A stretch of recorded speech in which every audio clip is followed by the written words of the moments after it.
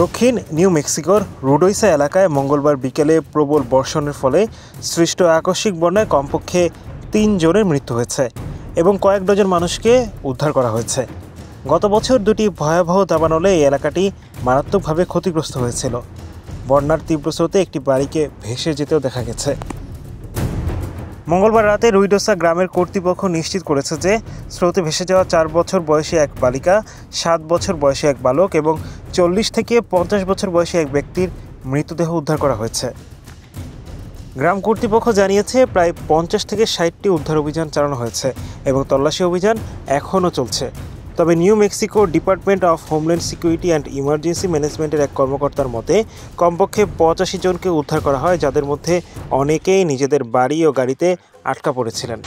New মেক্সিকোর governor মিশেল Luzon Grisham রাজ্যে জরুরি অবস্থা ঘোষণা করেছেন এবং অবিলম্বে ফেডারেল সহায়তা চেয়েছেন। তিনি বলেন, আমরা দেখেছি টেক্সাস জরুরি ফেডারেল সহায়তা পেয়েছে, রুইডোসাও সেই দ্রুত সাড়া পাওয়ার যোগ্য।